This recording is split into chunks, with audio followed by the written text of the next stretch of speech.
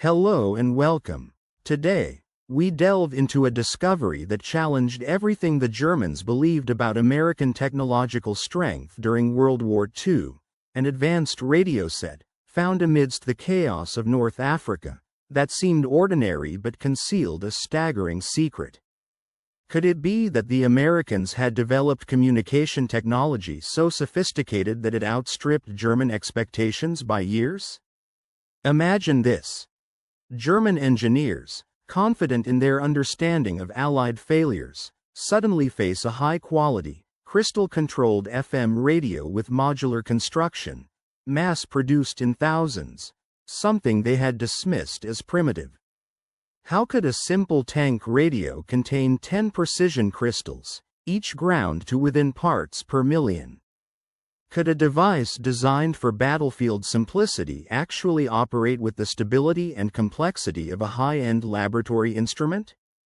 And what about its automatic frequency control, eliminating the need for skilled operators?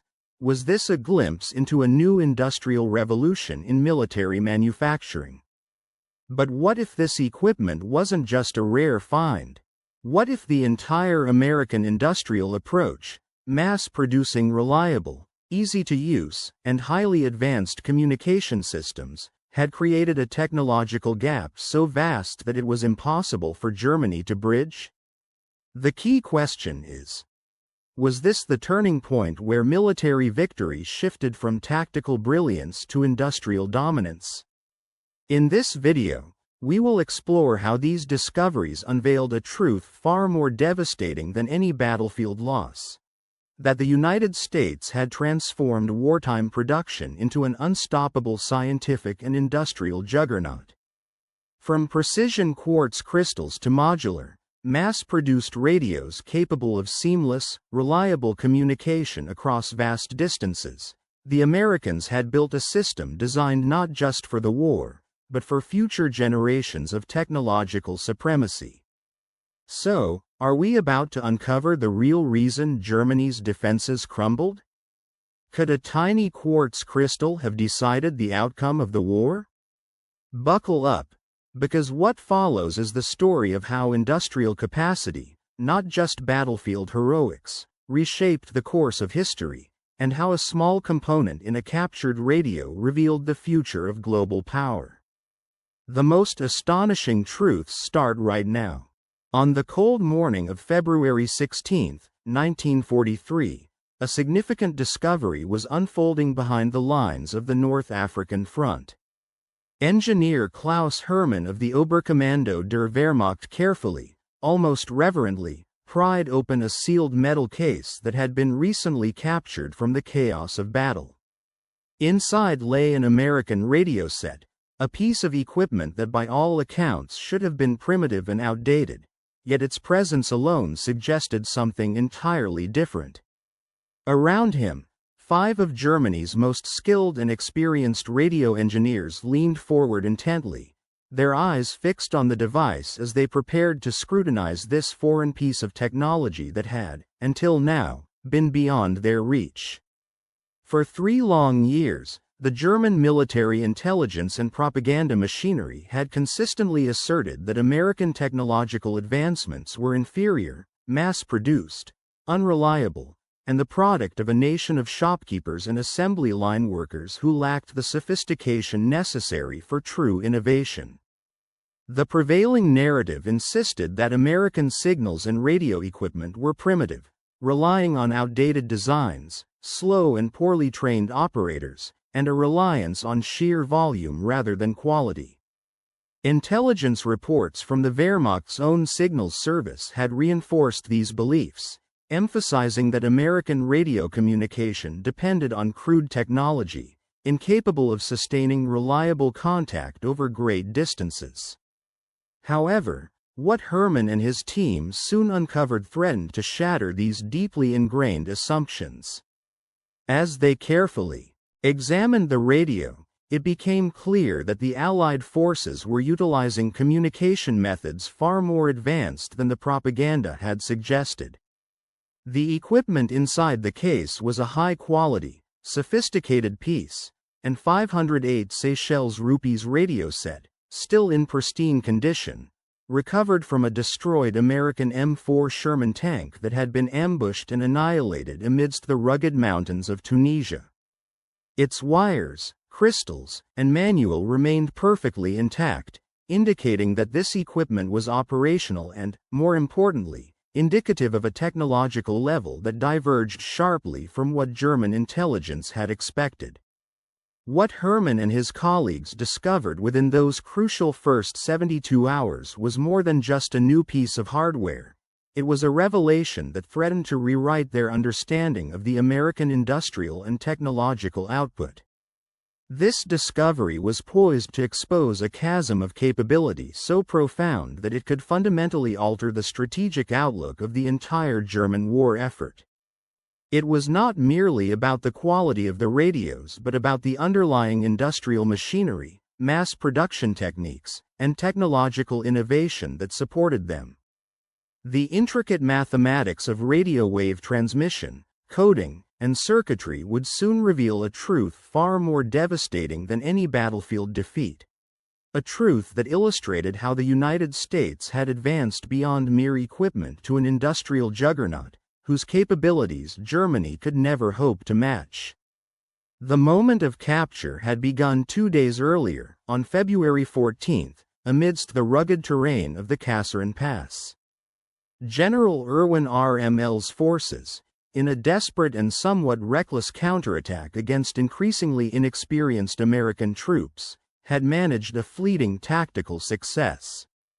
They pushed back the U.S. Second Corps by roughly 50 miles and managed to destroy more than 100 American tanks, an impressive feat at first glance.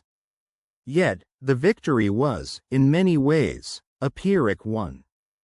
German tactical gains in the rugged mountains were accompanied by a quick and determined effort by technical intelligence teams to seize whatever remained of the enemy's technological assets in the chaos of the battlefield. Among these teams was Headman Friedrich Weber, commander of a signals intelligence detachment attached to the 21st Panzer Division. His orders were clear: capture any American radio equipment intact that could provide insight into their communications systems. In a crater to the east of the pass, an ominous scar in the landscape where the earth was torn by artillery, his unit discovered an abandoned Sherman tank. Its turret had been blown clean off by a German 88mm anti-aircraft gun, yet remarkably, its radio compartment had survived the destruction without significant damage. Inside, Weber made a startling discovery: not one, but 2 complete sets of American radio equipment. One was the 508 Seychelles rupees, designed specifically for tank-to-tank communication, ensuring coordination during battle. The other was the 510 Seychelles rupees receiver, capable of intercepting and decoding enemy transmissions. Both pieces of equipment were in extraordinary condition: crystals in place, cables still connected, and the manuals securely fastened within their mountings. This wasn't just a piece of military hardware, it was a direct window into American technological strategy and capabilities. Recognizing the importance of this find, Weber immediately ordered the equipment to be transported to the nearest German technical testing station, understanding that each piece could reveal critical insights into American communications technology and its operational potential. The radios, along with their manuals and auxiliary components, arrived at Technical Testing Station No. 12 on February 16, marking the beginning of a detailed and systematic analysis that promised to revolutionize German understanding of American military power. What followed in those critical hours would confirm the worst fears and the most astonishing truths about Allied technological superiority. The investigation into these radio sets was not merely about understanding hardware but deep beneath the bustling city of Tunis, concealed within an intricately designed underground complex, lay a secret facility that housed some of the most talented and innovative radio engineers Germany had ever produced. These men, experts in their field, had crafted the communication systems used by the Wehrmacht, systems renowned for their sophistication and reliability. Among them was Oberingenieur Klaus Hermann, a former chief designer at the prestigious Telefunken company, who led the meticulous examination team assigned to scrutinize these mysterious new devices. Accompanying him were specialists specializing in various aspects of radio technology, experts in frequency generation, circuit design, manufacturing processes, and signals intelligence, each bringing their own depth of knowledge to the investigation. Their initial approach was a thorough external inspection of the equipment. The radios in question were encased in robust, heavy-duty steel housings painted in the typical military olive drab color, designed to provide maximum protection against harsh environments. Rubber gaskets lined every seam and connector, ensuring that water, dust, and other contaminants could not infiltrate the delicate internals. Klaus Hermann, in his first report based on this preliminary examination, remarked that the quality of construction surpassed anything he had ever encountered in German military gear. It was clear from this initial assessment that these radios had been built with a high level of craftsmanship and attention to durability. However, the true shock awaited them once the enclosures were opened. Inside, they found remarkably standardized, modular components arranged with an efficiency that suggested mass production rather than handcrafted assembly. Every part conformed perfectly to the detailed specifications outlined in the technical manuals accompanying the devices. There were no signs of manual adjustments, no technician's marks indicating any fine-tuning or individual calibration. No components appeared to have been customized or hand-selected. Instead, the entire assembly reflected a design optimized for rapid, assembly line manufacturing. This approach allowed millions of units to be produced in factories distributed across the continent, all assembled by semi-skilled workers, an indication of the advanced planning and logistical efficiency behind this operation. Leutnant Hans Schreiber, an authority specializing in frequency control mechanisms, carefully examined the crystal units that dictated the radio's operating frequencies. Initially, he expected to find basic, inexpensive crystals, perhaps salvaged civilian components repurposed for military use. To his astonishment, the crystals were precision-engineered quartz oscillators, each ground to tolerances measured in parts per million. These delicate devices were hermetically sealed within metal enclosures and accompanied by detailed specifications, a level of manufacturing craftsmanship and technological sophistication that would have taken weeks of laboratory work in Germany to produce. The particular model, designated SCCR 508, contained 10 crystal-controlled channels. Each crystal was individually packaged, interchangeable, and marked with exact frequency values. Schreiber, double-checking his observations, counted the crystals twice, unable to believe what he saw. In Germany, crystal-controlled radios were reserved for only the most critical units, high command, aircraft, because the production of such precise components was costly and scarce. Yet, here, in a standard American tank radio, a device that was supposed to be simple and rugged, there were 10 such high-precision crystals installed with an apparent casualness, as if they were everyday light bulbs.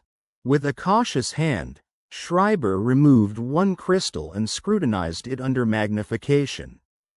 The quartz was flawless, the electrodes perfectly aligned, and the frequency marked with absolute precision. The cost of this single crystal, in terms of materials and labor, would have likely exceeded the entire expense of manufacturing a German FUG-5 radio set. This level of sophistication was extraordinary, especially considering that the Americans had already produced thousands of Sherman tanks, each equipped with these advanced radios containing multiple high-precision crystals. Further examination revealed even more startling facts. The radio operated using frequency modulation, or FM, an entirely different modulation technique from the amplitude modulation, or AM, that German radios typically employed.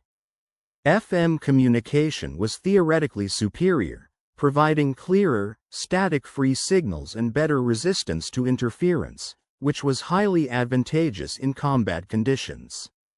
However, incorporating FM technology necessitated much more complex circuits and an exact, stable frequency control, further evidence of the technological leap the Americans had taken. The design implied that these radios not only featured cutting-edge components but also integrated more sophisticated modulation methods that were far beyond the capabilities of standard German military communication equipment. In the realm of military communications, the German engineers had long considered the potential of frequency modulation, or FM, for secure and reliable transmissions. However, they ultimately dismissed it as an impractical choice for battlefield conditions due to its perceived complexity and higher production costs. They believed that the technology was too expensive and intricate to be effectively used outside of controlled, laboratory settings or specialized units. Despite this skepticism, evidence now emerged suggesting that the Americans had successfully adopted and mass-produced FM radios for their military operations, even equipping tanks with these advanced devices. The radio in question, a fully finished and widely distributed model, had been captured intact during a covert operation. Its circuit board revealed a remarkable feature: automatic frequency control, or AFC, circuits. These systems were designed to lock onto a particular frequency without requiring constant manual tuning, a significant technological advantage. In stark contrast, German radio equipment of the same era depended heavily on operators who had to meticulously and continuously adjust their tuning settings. This was necessary to compensate for the unavoidable shifts caused by temperature fluctuations, component aging, and variations in power supply, which could otherwise throw transmissions off course. The American radios, it seemed, had the ability to tune themselves with precision and ease, eliminating the need for constant operator intervention. Having observed this, Oberst Hermann began drafting his initial report to the High Command of the Wehrmacht in Berlin. The words came slowly and thoughtfully, as each sentence challenged the long-standing narratives about German technological superiority and the intelligence assessments that had influenced military planning for years. In his report, he explained that the captured American radio exemplified a level of industrial sophistication far beyond what Germany could realistically achieve at that time. The components used in its construction were produced with an accuracy that required specialized factories, highly trained personnel, and rigorous quality control systems, conditions that simply did not exist within the borders of the Reich.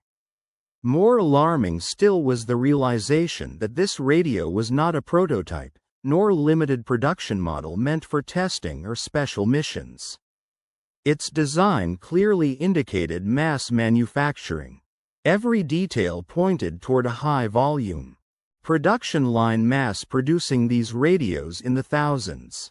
Over the subsequent 3 days, Hermann's team systematically examined and tested every function and feature of the recovered equipment, eager to understand the full extent of the technology they had uncovered. They connected the radios to power supplies, integrated them with antenna systems, and used a variety of test instruments that they meticulously arranged in the underground laboratory where the unit had been taken. Each test deepened their sense of unease. When they operated the 508 Seychelles rupees transmitter, it demonstrated an impressive output: a clean, 25-watt FM signal capable of transmitting on any of 10 selectable channels. The channel switching mechanism was elegant and robust, requiring no specialized knowledge or complex procedures. A tank crewman could simply rotate a knob to choose a preset crystal, and the radio would automatically switch frequencies, retune its circuits, and sustain a flawless transmission. In stark contrast, German radios of the same caliber demanded a skilled operator, manual adjustments of multiple controls, replacement of coils, and lengthy retuning procedures each time the frequency was changed.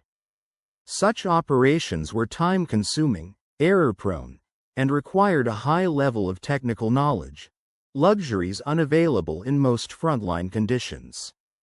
The range tests further underscored the technological superiority of the American design. Using a captured whip antenna, the team was able to establish a clear link with a monitoring station located 20 kilometers away. The FM signal was pristine, free from static, fading, and interference, conditions that plagued the German AM radios, especially in noisy battlefield environments. Even when deliberately introducing electrical noise by running a tank engine nearby, the FM receiver's limiter circuits effectively filtered out the interference. The result was a clean, intelligible audio signal, something that German operators could only dream of achieving with their existing equipment. The team's electronics specialist, Lieutenant Schreiber, then focused his detailed examination on the crystal oscillator circuits. His task was to trace every component, measure each voltage, and carefully document the entire design. His findings confirmed the worst fears. The crystal control system was not merely advanced but fundamentally beyond the manufacturing capabilities of Germany at that time. Each crystal oscillator required a precisely cut quartz plate, ground with an exceptional level of accuracy to ensure stability and frequency precision. This process was complex, demanding, and required equipment and skills that were not readily available within the German industrial landscape. The implications were profound. The Germans faced a technological gap that was not just significant but insurmountable within their existing manufacturing infrastructure. The captured American radio, therefore, represented not merely an isolated piece of military hardware but a glimpse into a new level of technological advancement that could drastically alter the balance of power on the battlefield. The process of manufacturing these highly specialized crystals was a marvel of precision and consistency, with dimensions measured in thousandths of a millimeter. Once produced, the crystals were carefully mounted within evacuated or gas-filled holders, with electrode spacing maintained within tolerances that German factories simply could not replicate on a large scale. To ensure their reliability amid a wide range of temperatures, temperature compensation circuits were integrated, allowing the crystals to preserve their frequency stability from as low as -40 degrees Celsius to as high as 60 degrees Celsius. Schreiber, a keen observer and analyst, estimated that producing a single crystal to American standards would require approximately 40 hours of highly skilled technician labor in German laboratories. It was notable that the Americans managed to install 10 such crystals in a single tank radio. Given that hundreds of thousands of Sherman tanks had already rolled off production lines and that similar radios were integrated into American jeeps, trucks, and command vehicles, it was clear that the United States was manufacturing millions of these precision crystals every year. This raised an obvious and compelling question. Where were the Americans obtaining enough trained technicians to produce such vast quantities of highly precise radio crystals? The unsettling answer, revealed by insightful sources, was that the Americans had fundamentally transformed the entire production process, moving away from reliance on highly skilled labor. Instead of employing numerous expert technicians, they had industrialized the manufacturing of these components. New factories located in major cities like Chicago, Newark, and Fort Wayne employed thousands of semi-skilled workers, predominantly women, who operated specialized grinding machinery that automated much of the crystal production process. These machines were capable of performing extremely precise work without the need for manual craftsmanship. Measurement and quality assurance were achieved through optical comparators and frequency counters, not by meticulous inspection performed by expert technicians. Quality control had shifted from detailed, individual assessments to a statistical approach, where random samples of production units were tested to ensure standards, making the entire process more efficient and scalable. In essence, what had once been considered a craft, delicately crafted in laboratories, was now an industrialized operation. Further examination of the radio receiver sections uncovered even more sophisticated technology, reflecting the United States' advanced engineering capabilities. The super-heterodyne circuit design closely resembled German receivers. However, the American components were consistently superior across all measurable parameters. Vacuum tubes employed in the American radios were manufactured with tighter tolerances, and their electrical characteristics were precisely matched to the specific requirements of the circuits. Similarly, capacitors and resistors boasted stability ratings far exceeding what German components could achieve, ensuring more reliable operation across diverse conditions. The entire receiver system was designed to be aligned by semi-skilled technicians using straightforward testing equipment, rather than requiring the expertise of highly trained radio engineers. This was made possible, in part, by the modular construction of the radios. Each major subsystem, such as the transmitter, receiver, power supply, and control units, was built as a separate, easily replaceable module. If a module failed, a tank crew could swiftly remove and replace it within minutes, without the need for tools or specialized technical knowledge. Damaged modules would then be sent back to depot facilities for repair or disposal, allowing for rapid field repairs. This modular approach demanded a substantial industrial capacity dedicated to manufacturing replacement modules in large quantities.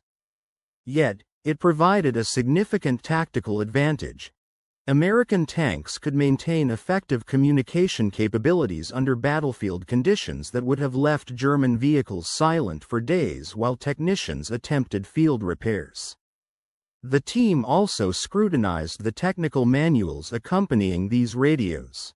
These manuals, printed on high-quality paper with clear diagrams and straightforward instructions, were designed under the assumption that operators possessed minimal technical training, an indication of how user-friendly and accessible this highly advanced equipment had been made. Throughout their military operations, the procedures for operating the radios had been streamlined into clear, numbered steps, making their use straightforward. Troubleshooting. Guides employed decision trees, simple, logical flowcharts, that any soldier could follow without requiring specialized knowledge. Maintenance instructions went even further, specifying precise replacement intervals for various components rather than leaving maintenance decisions up to individual operators' judgment, ensuring consistency and reliability across units. Herman came to realize that these manuals revealed as much about the core philosophy behind American industry as they did about the radios themselves. The Americans had accepted the reality that frontline soldiers were not technicians. They had designed their equipment with that in mind.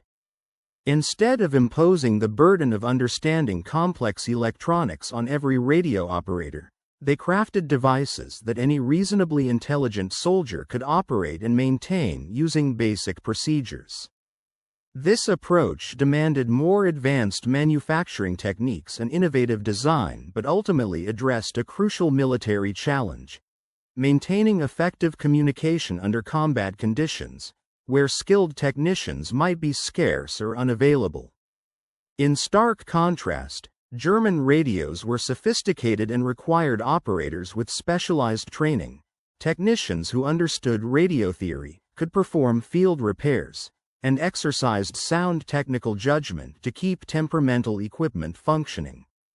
These operators often underwent months of intensive training and accumulated years of experience, making them valuable and irreplaceable assets. When such skilled personnel were lost, killed or wounded, their equipment often became unusable, as it relied heavily on their expertise.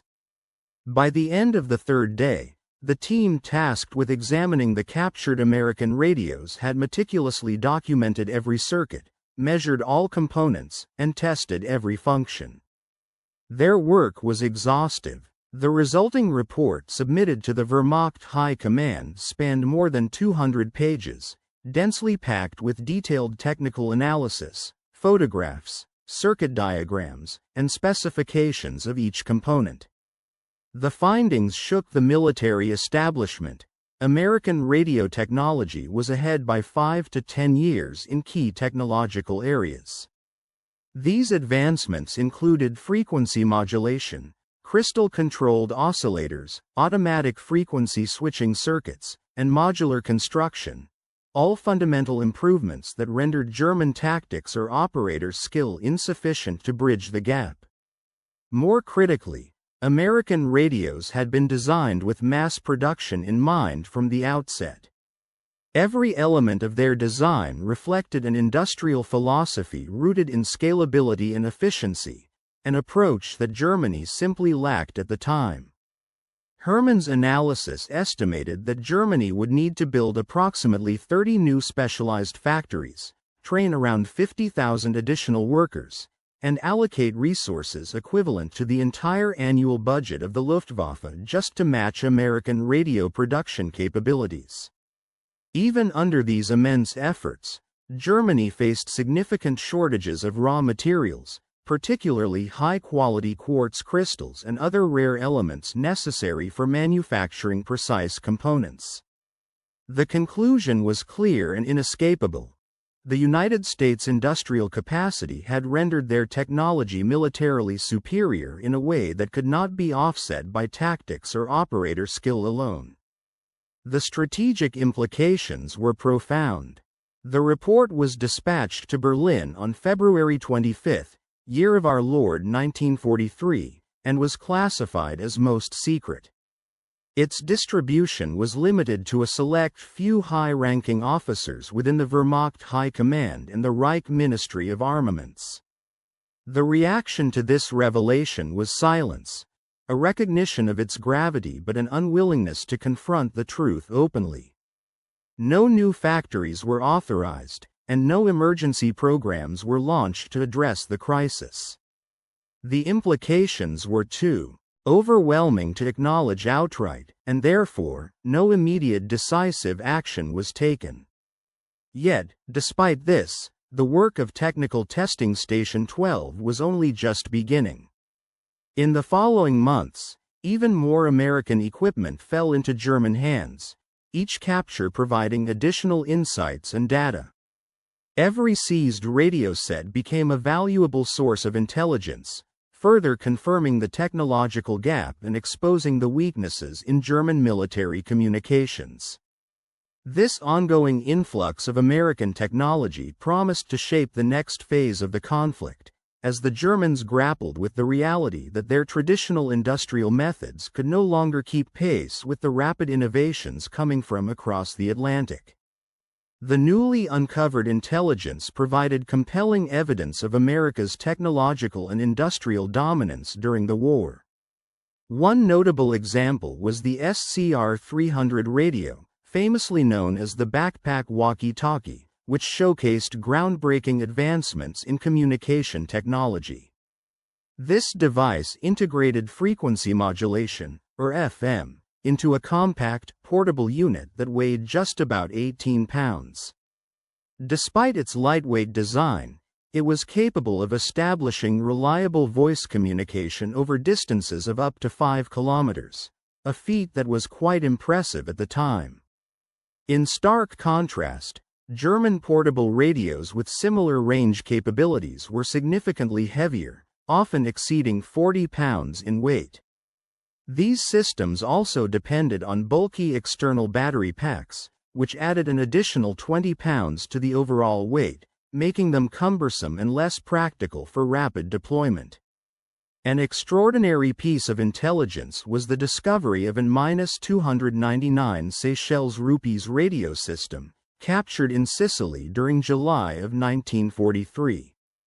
This device astonished the examining team due to its impressive capabilities. The SCR-299 was essentially a mobile, long-range communications station mounted in a truck equipped with an integrated power generator. Its transmitter delivered a power output of 350 watts, covering a frequency spectrum from 2 to 18 MHz. The system boasted crystal-controlled stability, allowing operators to switch frequencies swiftly, within minutes rather than hours, making it highly adaptable in combat situations. The associated receiver employed a Helic-Rodini design, incorporating 15 vacuum tubes and multiple conversion stages to optimize performance. It also featured a crystal filter that enhanced selectivity, enabling clearer and more reliable signals. While Germany possessed similar long-range communication equipment, their systems were predominantly fixed installations requiring large-scale antenna structures and dedicated power stations, often equivalent in size to entire buildings. In contrast, the Americans had succeeded in integrating comparable capabilities into a mobile unit housed within a vehicle, which could be driven to any location and set up in roughly an hour. Multiple examinations of these systems repeatedly revealed a consistent pattern. American radio equipment was designed for ease of operation, requiring minimal training for personnel. It could be mass-produced efficiently by semi-skilled workers, and routine maintenance could be performed through simple, straightforward procedures. The German approach, on the other hand, relied heavily on skilled operators, with equipment assembled manually by trained technicians and field repairs requiring highly specialized electronics experts. This divergence in philosophy reflected a fundamental strategic difference. The American model was inherently scalable, intended to be deployed on a global scale across millions of units, while the German system was smaller in scope, more fragile, and less suitable for rapid, widespread dissemination. The broader implications of this technological disparity extended beyond individual radio sets. Intelligence reports flowing from campaigns in Tunisia, Sicily, and later Italy revealed a comprehensive American communications strategy. U.S. forces maintained continuous contact from the squad level all the way up to theater command through a diverse network of radio systems. Small units used -536 Seychelles rupees handheld transceivers, while companies relied on -300 Seychelles rupees backpack radios for mobility. Battalions employed vehicle-mounted sets like the -508 Seychelles rupees and -608 Seychelles rupees, capable of long-range communication. At higher levels, regiments utilized the -193 Seychelles rupees and -299 Seychelles rupees long-range systems. Each tier of command was interconnected, creating a vast web of communication channels that German forces could not match. Perhaps most critically, all American radios were designed for interoperability and used compatible frequency systems.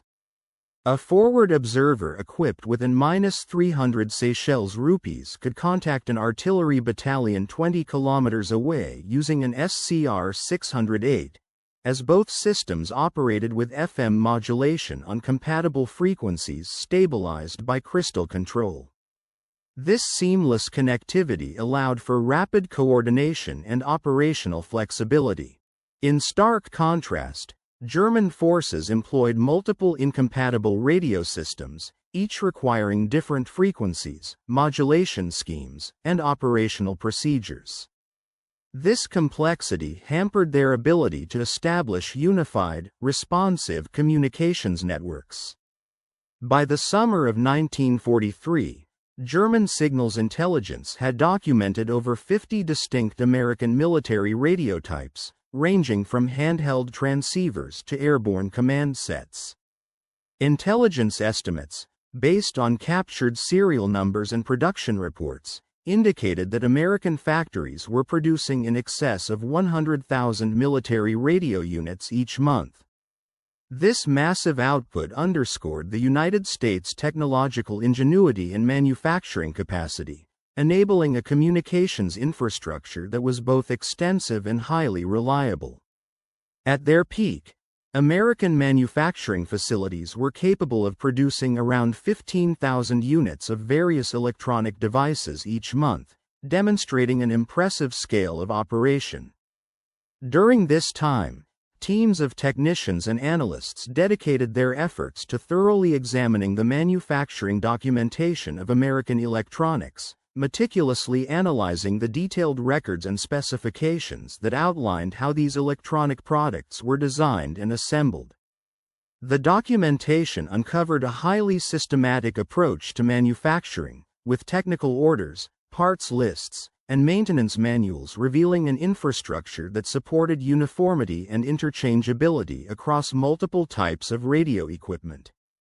Components such as vacuum tubes were standardized by employing common base configurations, which meant that different models often shared identical parts, simplifying production and repair processes. Crystals, an essential component for radio frequency stabilization, conformed to standard holder designs, further streamlining manufacturing and maintenance. Even the smaller, seemingly insignificant hardware items, screws, nuts, and bolts, were produced according to unified thread standards, ensuring that they could easily be swapped between different models without trial and error. This meticulous level of standardization was a key factor in enabling American factories to switch production lines smoothly from one radio type to another, with minimal retooling. For instance, a plant initially producing 508 Seychelles rupees transmitters could, with only the replacement of a few fixtures and the use of different components, transition seamlessly to manufacturing 608 Seychelles rupees units. This flexibility meant that spare parts from one model could often be repurposed or reused to repair others, significantly reducing downtime and increasing efficiency across the entire industry. This entire manufacturing system was built with an eye toward scalability and adaptability, allowing large-scale production to meet wartime demands swiftly and efficiently. In stark contrast, German manufacturing practices adhered to a different philosophy. Instead of standardization, they relied heavily on tailor-made, custom components for each piece of equipment. For example, the FUG-5 tank radio shared practically no parts with the FUG-10 aircraft radio. Despite performing similar electrical functions, each device was designed for a specific purpose, which required dedicated production lines, specialized testing equipment, and extensive inventories of unique spare parts. Whenever production priorities shifted, German factories faced the lengthy, complex process of retooling machinery and retraining personnel, often taking months to adapt to new models. This rigidity was exemplified by the case of engineer Hermann Oberg, who, by the autumn of 1943, had transferred from his previous position to a larger and more sophisticated technical intelligence facility in northern Italy. His increasingly detailed reports to Berlin reflected a growing focus on understanding American manufacturing methods, moving beyond mere analysis of individual equipment designs toward insights into their industrial capacity and production efficiency. As he documented, the American electronics industry was experiencing explosive growth, fueled by a combination of innovative mass production techniques, the conversion of civilian factories, and the application of principles borrowed from the automotive and consumer appliance sectors. Companies such as Galvin Manufacturing, later known as Motorola, had evolved from small radio producers into colossal military contractors capable of supplying vast quantities of advanced electronics. Likewise, companies like Helicrafters, known initially for amateur radio equipment, were now manufacturing complex military receivers in quantities that surpassed the total radio production of Germany. Meanwhile, Western Electric, the manufacturing branch of the Bell telephone system, had established large factories employing tens of thousands of workers, producing everything from crystals and vacuum tubes to complete radio sets. Before the war, these companies had little involvement in military manufacturing. However, within less than 2 years, they had transformed their production lines and workforce to meet wartime demands. This rapid transition was made possible through the adoption of mass production techniques that allowed these firms to operate with an efficiency comparable to automobile assembly plants in Detroit. American industry had effectively created an entire military electronics manufacturing infrastructure within a remarkably short period. The process involved converting existing civilian factories, training a new generation of skilled workers, and applying production methods refined through decades of experience in the automotive and appliance sectors. Engineers in Detroit, for example, designed radio production lines that functioned with the speed and efficiency of car assembly lines, enabling rapid scaling of output. In contrast, the German radio industry, primarily centered in Berlin, Munich, and Hamburg, retained the traditional organization, rooted in the practices of the 1920s. Small manufacturers, mainly skilled craftsmen working in smaller workshops, produced specialized equipment in limited quantities, often only in the hundreds each month. Their focus was on quality, with production maintained through individual inspection and manual adjustment rather than statistical quality control. Their manufacturing processes lacked the large-scale, standardized approaches that had become the hallmark of American industry, making it difficult for them to quickly increase production or adapt to new requirements during the war. Process control and the automation of testing procedures played crucial roles in the rapid advancement of American electronics manufacturing during the early 1940s. Herman's detailed report, presented to the Reich Ministry of Armaments in December of 1943, bore the title, "The American Radio Industry," and meticulously examined America's industrial capacity with a focus on its strategic implications.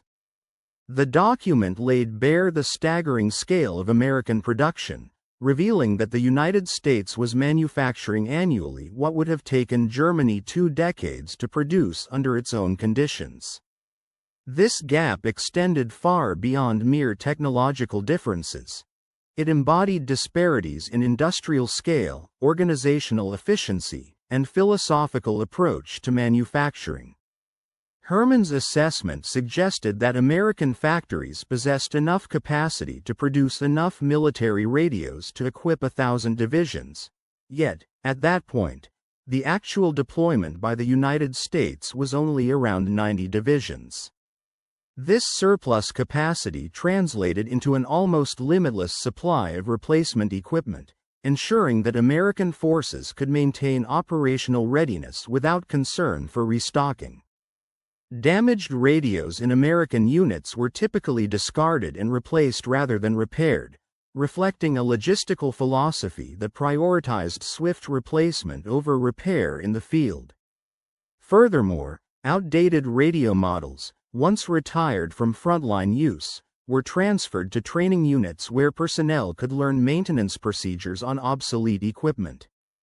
Constant technological innovation meant that newer and more advanced radio designs were being introduced into the field not as prototypes but as mass-produced, fully operational devices distributed across entire theaters of war. In contrast, German forces adopted a very different approach to radio management. They meticulously preserved every available radio, performing repairs under combat conditions, often resorting to cannibalizing parts from damaged sets to keep others operational. The arrival of replacement equipment was unpredictable, sometimes delayed, sometimes absent, and retooling factories to produce newer models was seen as a threat to maintaining the output of existing equipment. This meant that German forces had to contend with a patchwork of old and new radios, complicating repair logistics and training. Germany's dilemma was exacerbated by a critical shortage of crystals, the fundamental components for radio frequency control. By late 1943, German quartermasters estimated they required 5 million precision crystals simply to maintain current radio systems and implement planned upgrades. Domestic production was only about 200,000 crystals annually, an output far below what was necessary. Even with enormous resource allocations to expand crystal manufacturing, it would have taken more than a decade to produce the needed 5 million units. Meanwhile, American intelligence estimates indicated that the United States was producing approximately 30 million crystals every year. The Americans had effectively solved their quartz supply problem by exploiting deposits in Brazil, establishing mining operations in Arkansas, and conducting experimental synthetic crystal growing processes. Their crystals not only were abundant but also surpassed German standards in quality, with stability and frequency precision that German laboratories could barely measure, let alone replicate. Further insights into the industrial disparity emerged from the analysis of captured American test equipment. American radio factories employed automated testing systems that could evaluate key parameters, such as frequency accuracy, power output, modulation quality, and sensitivity, in mere seconds. These sophisticated electronic test sets were produced in large quantities, ensuring that each station along an assembly line could have dedicated testing equipment.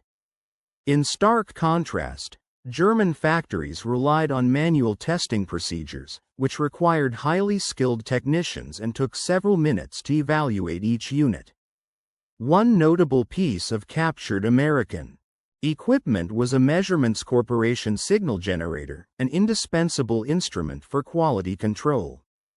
This device, which was standard in American factories, exemplified the advanced level of American manufacturing, enabling rapid, precise testing that vastly outstripped German capabilities.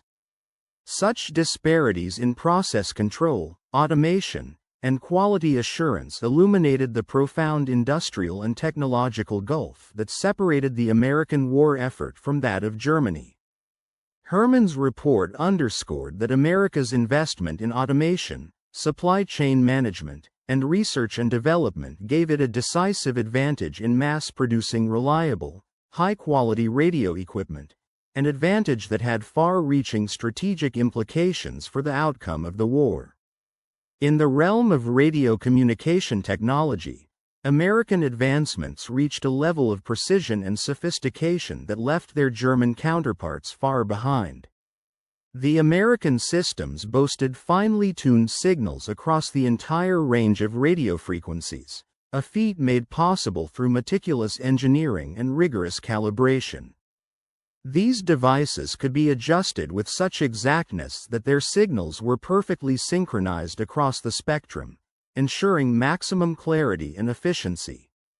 Remarkably, the manufacturing cost of such a sophisticated piece of equipment was roughly $300, a relatively modest sum considering the technological benefits it conferred. In stark contrast, the German equivalent equipment was a sprawling laboratory affair, necessitating a considerable investment in equipment and infrastructure.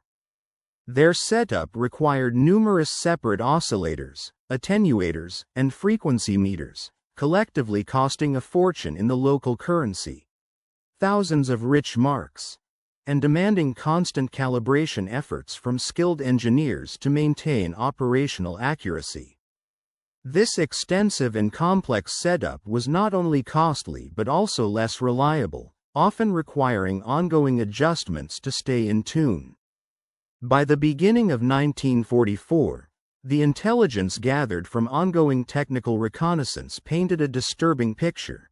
The United States had established an unassailable dominance in radio communication technology, a superiority that was both unequivocal and rapidly expanding.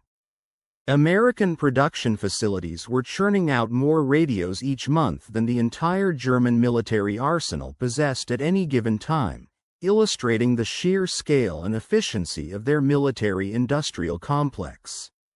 Every captured piece of equipment revealed incremental enhancements, design innovations and manufacturing refinements that German engineers found increasingly difficult to replicate or improve upon. The significance of these technological gaps was further underscored by the deployment of American radar systems in late 1943 and early 1944. Radar, an extension of radio technology, had been pushed to its limits, employing microwave frequencies, pulse techniques, and complex signal processing algorithms that represented the zenith of radio engineering. The Americans were mass-producing these radar sets for use on ships, aircraft, and ground-based installations with an efficiency comparable to their production of voice radios. One striking example was the 584 Seychelles Rupees fire control radar, a device captured by German forces in March 1944. Examination of this equipment revealed capabilities that German radar scientists had only theorized about. This radar operated at an extraordinarily high frequency, 3000 MHz, allowing for precise tracking and engagement. It featured a highly sophisticated automatic following system, which could lock onto targets with remarkable accuracy, enabling anti-aircraft guns to fire with devastating precision. The 584 Seychelles Rupees was a behemoth, weighing over 10,000 pounds, necessitating its transportation on a specialized vehicle designed solely for its movement and deployment. Despite its formidable capabilities, the production of the 584 Seychelles Rupees was ongoing at an astonishing rate. Hundreds of units were being manufactured by American factories to meet wartime demands. Meanwhile, German radar development had concentrated on long-wave systems operating below 1000 MHz. The German industry was unable to produce the specialized vacuum tubes required for higher frequency operation, such as the magnetron tubes used in the American microwave radars. These tubes demanded precision machining, access to exotic materials, and advanced manufacturing techniques that German industry, at the time, was ill-equipped to produce. Even when German scientists succeeded in designing microwave radar systems theoretically, the actual manufacturing proved impossible due to the absence of suitable components. The highly specialized vacuum tubes and precision components simply did not exist within German industrial capacities. Throughout 1944, the Allies continued to systematically examine and analyze captured American radar equipment. As Allied forces advanced through Italy and prepared for the invasion of France, each new piece of equipment provided further evidence of American technological superiority. The accumulation of captured devices increasingly underscored the technological gap.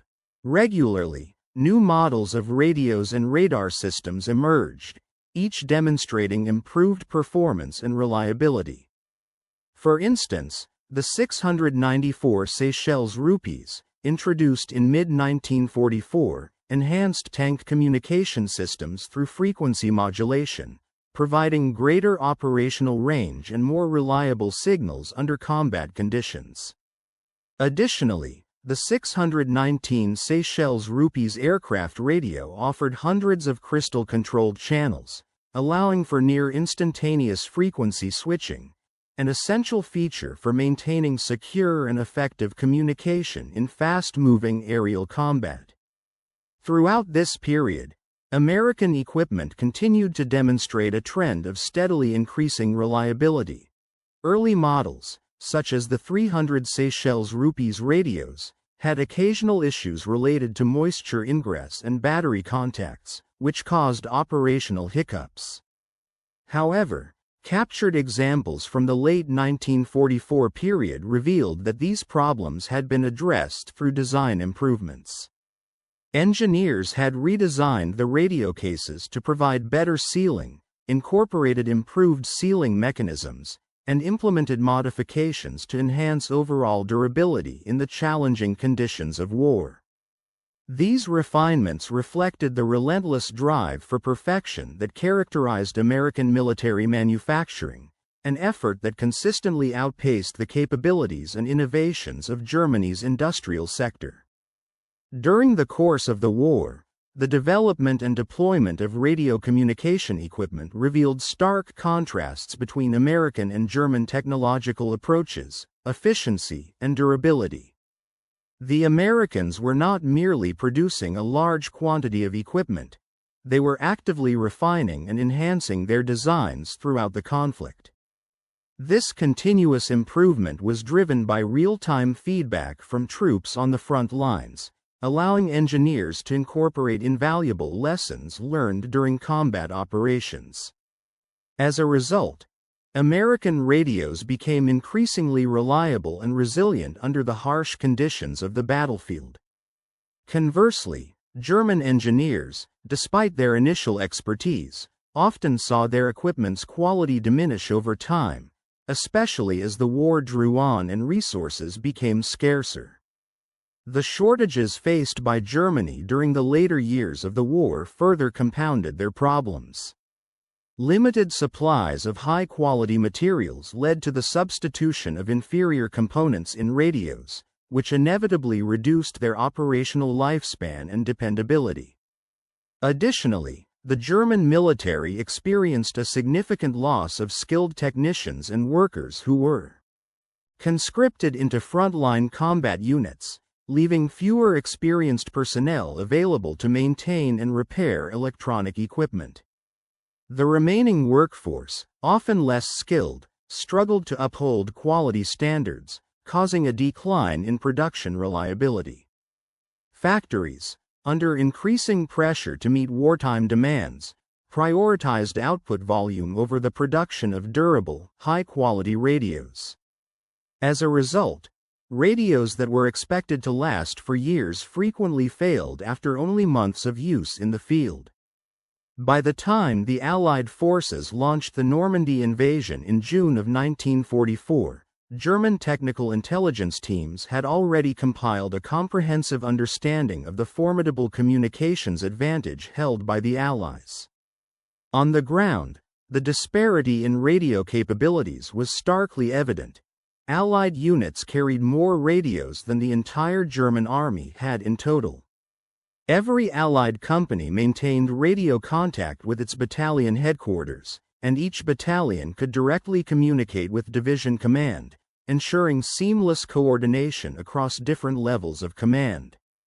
Forward artillery observers operated with remarkable precision, directing fire from distances of dozens of kilometers without losing contact, thanks to reliable radio links. In stark contrast, German commanders attempting to coordinate their defenses faced frequent communication breakdowns caused by Allied jamming efforts, artillery fire impairments, and the unpredictable chaos inherent in wartime conditions. Radios that had performed flawlessly during testing often failed in actual combat situations. The summer heat in Normandy caused crystal oscillators in German radios to drift off frequency, disrupting the crucial contact between units. Meanwhile, battery-powered sets drained quickly because replacement batteries were scarce, further hampering operational effectiveness. The German military's reliance on a communication network that they believed was robust and reliable proved to be illusory under the stress of combat. As the war intensified, technical reports sent from the front to Berlin grew increasingly frantic. By August of 1944, Oberingenieur Hermann, a senior engineer attached to the Wehrmacht's operations staff, reported that Germany had already lost the electronic war. The Allies' superior electronic warfare capabilities, comprising powerful jamming equipment, advanced direction-finding systems, and comprehensive signal intelligence, enabled them to rapidly locate and target German radio transmissions anywhere on the battlefield.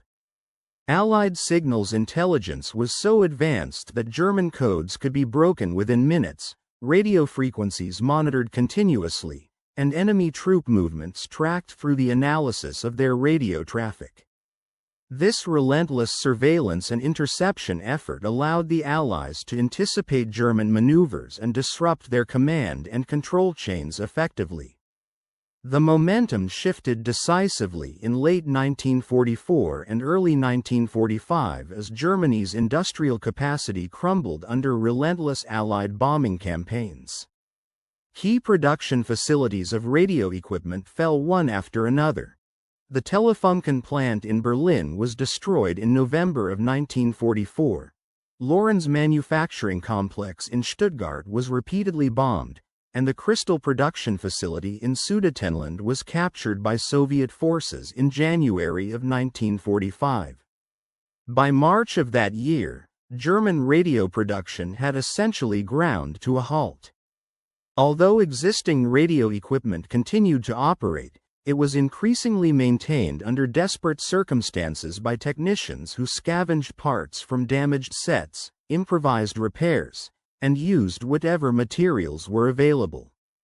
Genuine replacements for radios simply did not exist anymore. When a strategic command radio failed, the result was catastrophic. Commanders lost contact with their units, and the coherence of German defensive and offensive operations was severely compromised. In armored divisions, the breakdown of radio communication meant that tanks and supporting units became isolated groups of vehicles, unable to coordinate or respond effectively to battlefield developments, thereby significantly reducing their combat effectiveness. Through these relentless technological and logistical struggles, it became painfully clear that the Germans could not sustain their original communication infrastructure amidst the chaos, attrition, and resource shortages of the final years of the war. The robust, continuously improved radios used by the Allies, alongside their sophisticated electronic warfare strategies, played a crucial role in tilting the balance of power in favor of the Western Allies, ultimately contributing significantly to the defeat of Germany in this exhaustive conflict. Vehicles often lacked the sophisticated systems needed to coordinate their actions effectively during battle, which was a significant limitation on their operational efficiency. Meanwhile, the United States continued to refine and upgrade their military technology, even as the war was approaching its conclusion. In the early months of the year 1945, new radio communication devices were introduced, offering considerably greater transmission range, additional communication channels, and enhanced reliability to ensure secure and clear communication in the chaos of combat. Production of these radios persisted at maximum capacity, not necessarily because there was a critical shortage demanding even more units, but primarily because the American wartime industry had become a relentless manufacturing engine that simply could not slow down. By the time victory was at hand, in the month of May of that same year, American supply depots had become so inundated with surplus radio equipment that a significant portion of it would never see active service on the battlefield or in combat zones. The decisive moment in the conflict arrived on the 8th of May, 1945, when Germany formally surrendered unconditionally to the Allied forces, marking the end of hostilities in Europe. In the aftermath of this capitulation, occupying Allied units began cataloging a variety of captured military hardware, among them, detailed technical intelligence reports originating from campaigns in Tunisia, Sicily, and Italy. These documents, which had been classified as top secret by German authorities and hidden away in salt mines and underground archives, ultimately provided the Allied investigators with an extraordinary and detailed insight into their own equipment from the enemy's perspective.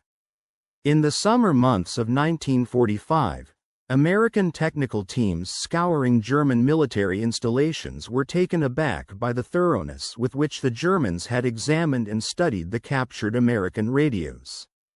The reports they uncovered were remarkably precise, comprehensive, and professionally prepared, revealing an impressive level of technical understanding.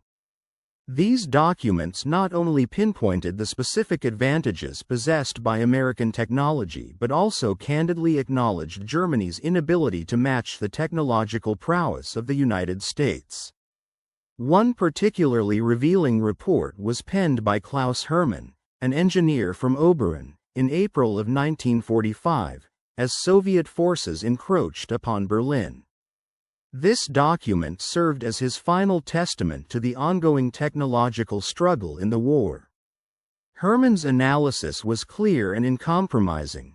He argued that Germany's defeat had been inevitable from the moment German engineers first opened a captured American radio in Tunisia. The report detailed the advanced nature of American innovations, such as frequency crystals, automatic circuits, and modular design, highlighting a level of industrial sophistication that Germany could not hope to replicate. The Americans had effectively industrialized warfare itself, applying mass production principles across every facet of military equipment, thus creating a war machine that was both efficient and overwhelming. He concluded that future conflicts would not necessarily be decided solely by superior soldiers or tactical brilliance but would instead hinge on the ability of a nation to mass-produce cutting-edge technological equipment in tremendous quantities.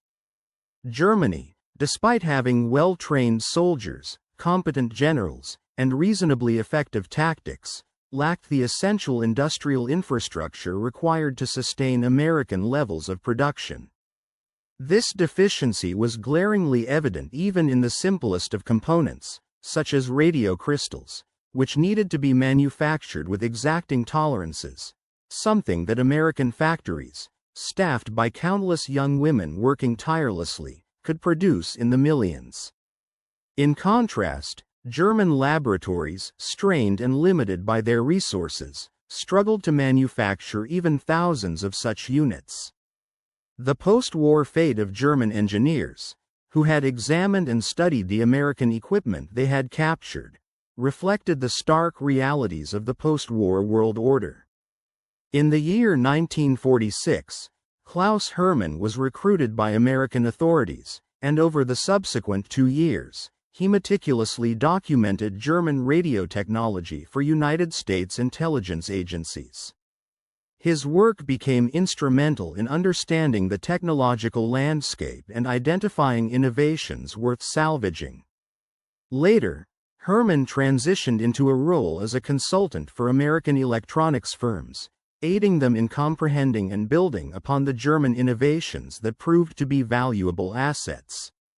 Many of his colleagues followed similar paths, opportunities that were part of a broader, organized effort known as Operation Paperclip and other related programs. These initiatives facilitated the transfer of thousands of German scientists, engineers, and technical experts, bright minds who had contributed significantly to Germany's wartime technological advancements, into the United States. This significant brain drain from Germany to America was driven by the recognition that the future of technological dominance in warfare and industry would be shaped by nations capable of harnessing mass industrial production to develop unprecedented high-technology systems. During the tumultuous years leading up to and during World War II, a significant movement of scientists and engineers from Germany sought refuge in the United States. These talented individuals brought with them not only their deep knowledge of German technological advancements but also, more critically, an understanding of American industrial practices. They quickly learned and adopted the robust methods of American manufacturing, especially mass production techniques and organizational philosophies that had contributed immensely to the Allied victory. Their insights and expertise played a pivotal role in shaping the evolution of wartime and post-war technology. In the year of 1952, Herman, a notable engineer and researcher, published an influential paper in the Proceedings of the Institute of Radio Engineers. This work was titled Comparative Analysis of German and American Military Radio Design Philosophy from 1939 to 1945. His paper was based not only on his own experiences during the war but also on his detailed examination of captured American radio equipment. The document, crafted with academic rigor, echoed the observations he had previously communicated to the German Armed Forces High Command nearly a decade earlier. Herman detailed that American radio design during the war emphasized ease of manufacture, straightforward operation, and consistent reliability under any circumstance. These priorities often took precedence over the pursuit of technical sophistication or optimal component efficiency. American engineers favored systems that could be mass-produced quickly, maintained easily, and relied on robust, functional design principles that minimized complexity. In contrast, German engineers aimed for technical excellence and theoretical perfection, striving for components that were economical and optimized for performance. They operated under the assumption that highly skilled operators would be capable of compensating for any limitations inherent in their equipment. This divergence in design philosophies reflected broader strategic and industrial realities. American approaches scaled efficiently to produce millions of units, enabling worldwide deployment of reliable radio systems. German methodologies, on the other hand, prioritized high-quality components and intricate engineering solutions that were more difficult to produce on a massive industrial scale. The American philosophy focused on simplicity and manufacturing efficiency, while the German approach aimed for ultimate technical performance, assuming skilled personnel would bridge the gap. Herman's paper quickly gained prominence, becoming essential reading in engineering faculties and military training programs across the United States. Its insights profoundly influenced an entire generation of American engineers and designers who would go on to create the equipment used during the Cold War, the space race, and the burgeoning computer revolution. The analysis of German engineering practices, combined with the study of American equipment, helped establish the technological dominance that the United States maintained for many decades. It provided a clear blueprint for designing robust, scalable, and reliable military and technological systems. By the 1980s, many of the surviving German engineers, those who had been involved in technical intelligence during the war, gathered regularly at reunions and conferences to share memories and reflect on their past work. Among them was Klaus Hermann, who by then was in his late 70s. He was often invited to present on his wartime research, particularly his examinations of captured American radios in regions such as Tunisia and Italy. During one notable conference held in Munich in 1986, Hermann displayed photographs taken during the early 1940s, showing his team inspecting their first 508 Seychelles rupees radio, which they had examined in February of that year. The photographs vividly captured young German engineers, hunched over the open radio cases, meticulously measuring circuits, documenting the components inside, and trying to decipher how these complex systems functioned. Hermann recounted to his audience that when his team first removed the crystal holder and found 10 precisely crafted oscillators installed within a standard military radio, he realized that Germany was already on the losing side of the war. The frequency crystal, a tiny quartz wafer ground to exact specifications, symbolized the intersection of physics, engineering, and industrial organization. Although not a complicated device in principle, producing millions of these crystals to a consistent standard of quality and with perfect interchangeability demanded an industrial infrastructure on a scale that Germany simply lacked during the war. Unlike the United States, which had developed a vast and sophisticated industrial base capable of mass-producing such precision components, Germany's efforts remained constrained. However, the infrastructure developed in America between 1941 and 1945 did not disappear after the war concluded. Instead, it expanded and evolved at an unprecedented rate. This industrial foundation laid the groundwork for technological revolutions that would follow. From the early days of transistors and integrated circuits to the development of microprocessors, and eventually to the sophisticated computers and communication systems that now underpin the modern world, these advances can trace their roots back to the post-war industrial expansion driven by American firms. The same companies that had built the wartime manufacturing capacity continued to innovate, shaping the technological landscape that defines the 21st century. Technology development and meticulous craftsmanship. This tiny yet crucial component embodied the intense scientific efforts and industrial capabilities that had gone into American radio production during the war. It was a testament to how a seemingly small part could play a decisive role in the overall functionality and reliability of complex military communication systems. The crystal's precise cutting and hermetic sealing underscored the importance of quality control and manufacturing precision in wartime innovation, qualities that distinguished American engineers' approach from that of their German counterparts. The exhibit conveyed a powerful message about the nature of technological superiority in modern warfare. The comparison between the American 508 Seychelles rupees and the German Fug G5 tank radio illustrated vividly how differences in industrial philosophy and manufacturing capacity translated into performance disparities on the battlefield. While German engineers produced highly sophisticated equipment, their limited industrial infrastructure meant that their systems, although capable of exceptional performance under optimal conditions, fell short of the reliability and scalability required for a protracted global conflict. In contrast, American engineers focused on creating robust, easy-to-operate systems that could be mass-produced efficiently and operated effectively by personnel with minimal training, ensuring consistent performance across diverse and demanding wartime scenarios.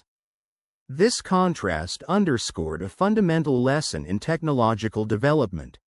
Prowess in engineering alone is insufficient without the industrial capacity to produce at scale. The United States' strategy of designing systems that prioritized reliability, ease of use, and manufacturability proved to be a decisive advantage during the war, enabling the rapid deployment of thousands of units and maintaining effective communication under the harshest conditions. The Germans, while demonstrating brilliance in their design principles, faced limitations in expanding their production to meet the demands of a global conflict, highlighting how industrial capacity and strategic manufacturing planning are crucial to technological success in wartime. The message of the exhibit extended beyond mere historical comparison. It was a reflection on the core principles that underpin technological progress in any high-stakes environment. The focus on standardization, streamlined design, and manufacturing efficiency became the foundation for post-war technological advancements across industries.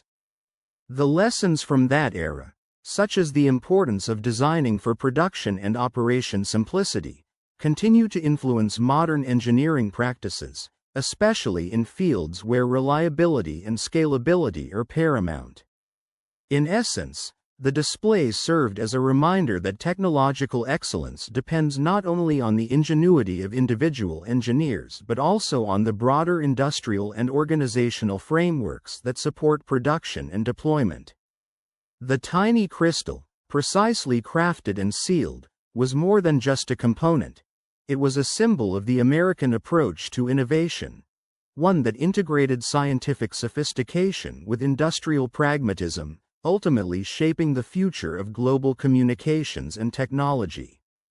This historical showcase highlighted that in the realm of high technology, the ability to produce reliable, scalable, and user-friendly systems often determines success more than raw intellectual capability alone. It demonstrated that the true strength of American technological development during the war lay in its comprehensive approach, balancing innovative design with massive industrial output, an approach that laid the groundwork for the modern technological landscape we see today. During the war, Americans managed to produce over 100 million quartz crystals essential for radio technology, an astonishing feat that would have required every single German radio technician to work diligently for half a millennium to match this output. This impressive achievement was on display in an exhibit that drew a crowd of more than 200,000 visitors over its entire year-long duration. Many among the visitors were veterans who had first-hand experience operating the very radio equipment showcased, creating a palpable connection between the display and their wartime service. Others included engineers with a keen interest in the history of technological development, eager to understand how innovations in electronics shaped the course of warfare. A smaller group comprised historians focused on the industrial aspects that underpinned military strength, keen to analyze how a nation's industrial capacity could influence the outcome of conflicts. Regardless of their backgrounds, all visitors left the exhibit with a richer, more nuanced appreciation of how the might of industry, its capabilities, limitations, and innovations, directly impacted military success or failure. Klaus Hermann, a prominent figure in the field of electrical engineering and technological intelligence, passed away in 1997 at the age of 84. His obituary, published in the magazine Spectrum by the Institute of Electrical and Electronics Engineers, highlighted his notable contributions to radio technology, his dedicated work in technical intelligence during the Second World War, and his subsequent career aiding American companies in understanding German technological advancements. The obituary paid particular tribute to Hermann's lifelong belief that Germany's defeat was not primarily determined on the battlefield but was fundamentally decided in factories, by production workers rather than soldiers. He argued that the true determinant was the industrial capacity to produce war materiel, not tactical prowess or battlefield heroics. Hermann's extensive collection of papers, now donated to the Deutsches Museum in Munich, comprised over 2,000 pages of detailed technical reports, circuit diagrams, component specifications, and strategic evaluations produced between 1943 and 1945. These documents provided historians with invaluable insights into how German technical experts perceived American equipment and what intelligence they relayed to the high command of the Wehrmacht. Among the collection, perhaps the most emotionally resonant piece was a personal letter Hermann wrote to his wife in April of 1945, during the final days of Berlin's fall to Soviet forces. Having already sent his family to safety with relatives in Bavaria months earlier, Hermann remained in Berlin to carry out his last technical assessments until he was ordered to evacuate. In that letter, he described his intention to destroy all classified documents and sensitive equipment to prevent their capture by the advancing Soviets. Reflecting on the 3 years he spent examining American military technology, from the early 508 Seychelles rupees radios captured in Tunisia to the latest radar systems seized from the Ardennes, Hermann expressed a sobering conclusion. Every piece of equipment, regardless of its sophistication, reinforced the same overarching truth. America possessed not only superior technology but also a fundamentally different philosophy of warfare, one rooted in industrialization. He explained that the United States had integrated mass production into every aspect of military technology, from radio crystals to entire armies, applying the same principles that turned byproducts into mass-market appliances such as automobiles and refrigerators. In stark contrast, Germany tried to wage an industrial war using craftsman methods, relying on highly skilled artisans and manual craftsmanship rather than large-scale manufacturing. He emphasized that it was not a matter of German technological inferiority. In many fields, German theorists and engineers had more advanced knowledge than their American counterparts.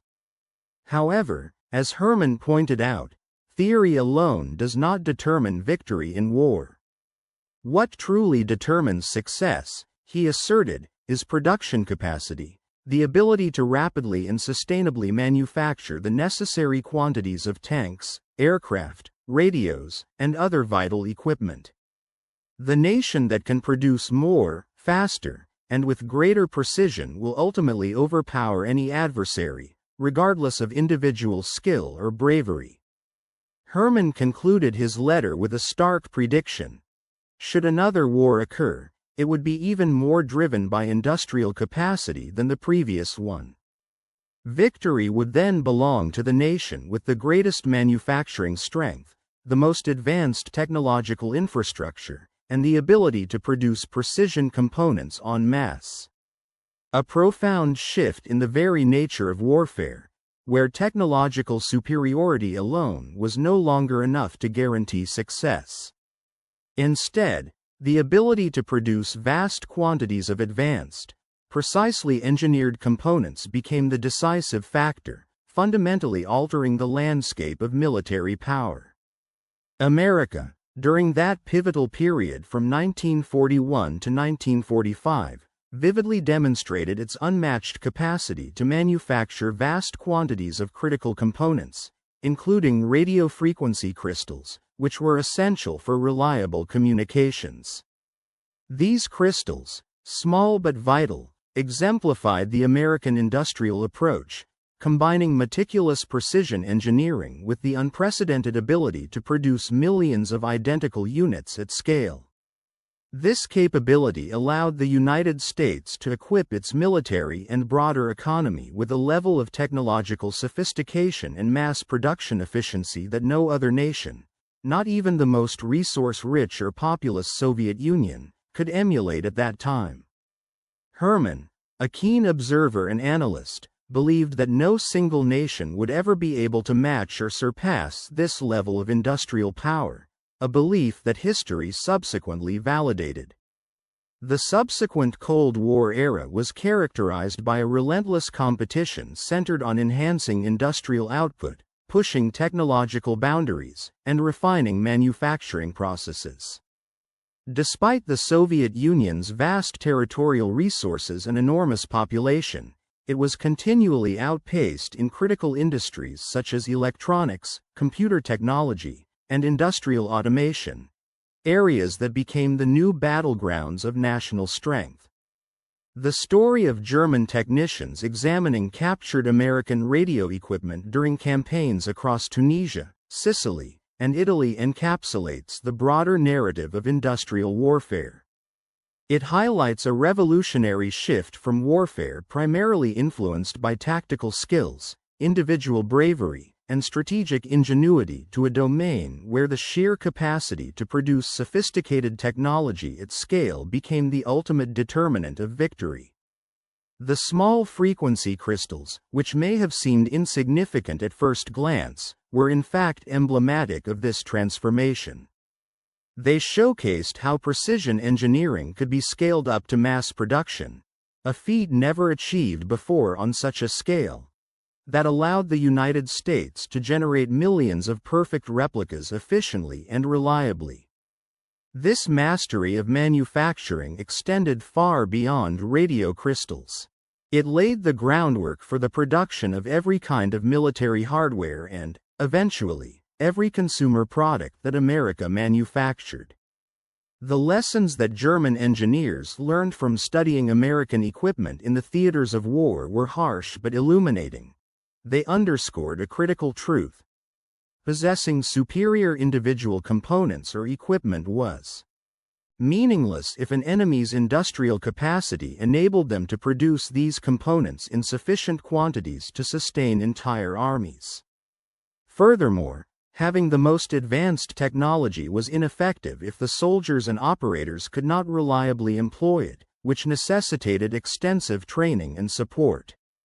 Equally, theoretical excellence in design was futile unless the manufacturing process could produce that excellence consistently and at scale. The overarching lesson was clear: organized, efficient industrial capacity, well managed and properly directed, was the ultimate force multiplier in modern warfare. The hard-won understanding gained from Germany's defeat laid the foundation for the modern philosophy of manufacturing, one that emphasizes designing with production in mind, building quality into every step, training end users effectively, supporting equipment thoroughly, and scaling output to meet demand.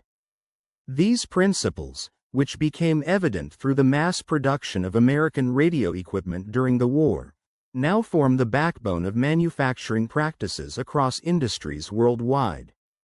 By the end of this transformative period, begun with Obering engineer Klaus Hermann opening a radio case in Tunisia in February of 1943, the entire approach to preparing for and conducting warfare had evolved dramatically. The humble radio frequency crystal, a tiny piece of precisely engineered quartz, had emerged as a symbol of this sweeping industrial revolution within military affairs. It marked the pivotal moment when victory was increasingly determined not solely by battlefield heroics or tactical brilliance but by the capacity of factories to produce the technological components in massive, reliable quantities. The German engineers who meticulously examined American equipment understood this paradigm shift as a fundamental change in the nature of conflict itself. What had once been a contest of individual skill and tactical ingenuity was now being overshadowed by the ability to generate vast armies of technologically advanced, precisely manufactured parts, an ability that would define the future of warfare and global military dominance. The moment finally arrived. The reports produced during that time did more than merely detail technical specifications. They marked the turning point from one form of warfare to an entirely new era. These documents captured the essence of what was to come, offering a glimpse into the future of conflict itself. Despite their insights and warnings, which went largely unheeded in Berlin, the accuracy of their assessments remained undeniable, underscoring a painful truth. History often overlooks crucial foresight until it's too late. Today, the strategic principles identified by these early analysts have become the bedrock of virtually every advanced technological industry. Concepts such as mass production of precision components, industrial automation, the standardization of parts for easy interchangeability, and designing products with manufacturability in mind are now fundamental. These principles drove innovations that transformed manufacturing and technology, creating seamless supply chains and highly efficient production systems. The path from the American-made radio crystal oscillators ground out in factories during the year of 1943 has seamlessly extended into the microprocessors fabricated by Asian foundries in the 21st century, illustrating an unbroken lineage of industrial evolution. Fundamentally, the core industrial philosophy remains unchanged, only the scale of operations has grown exponentially. The German technicians who meticulously tested captured American radio equipment in the year 1943 did more than analyze communications devices. They bore witness to the future of warfare, technological development, and how industrial organization shapes global conflict. Their detailed reports, carefully classified and stored away during the war, would later serve as invaluable historical documents. These records not only explained the reasons behind Germany's defeat but also revealed a deeper truth. In modern warfare, the strength of a nation's industrial capacity plays a decisive role in determining victory or defeat. The critical insight was encapsulated in a simple yet profound observation. The precise grinding of quartz crystals to create reliable radio oscillators, an effort carried out by young American women in factories, symbolized a broader industrial advantage. Germany, despite its technological prowess and tactical ingenuity, could never match the scale of American manufacturing. The production of these small but vital components represented a fundamental reality. Industrial warfare is driven by capacity. Without the ability to mass-produce high-quality, sophisticated equipment in overwhelming quantities, no amount of tactical skill, technological innovation, or individual bravery can secure victory. This lesson, learned firsthand by German engineers studying American radio systems in underground laboratories scattered across occupied Europe, remains profoundly relevant today. In an age dominated by microelectronics, satellite communications, and computer-controlled battlefield systems, the fundamental truth endures unaltered. The nation with the greatest industrial capacity to produce advanced technological equipment in massive quantities will ultimately dominate the battlefield and secure its interests. The United States demonstrated this principle vividly during the years of 1941 through 1945. Their unmatched industrial capacity played a pivotal role in shaping the outcome of the Second World War, proving beyond any doubt that superior manufacturing strength directly correlates with military success on a grand scale. Since that time, the world has continually adapted to the lessons of that era, understanding that in the realm of modern conflict, industrial might is as crucial as any arsenal or tactical maneuver. This enduring reality continues to influence global power dynamics, reminding nations that in the relentless contest of technological and industrial supremacy, size and capacity often determine the ultimate victor.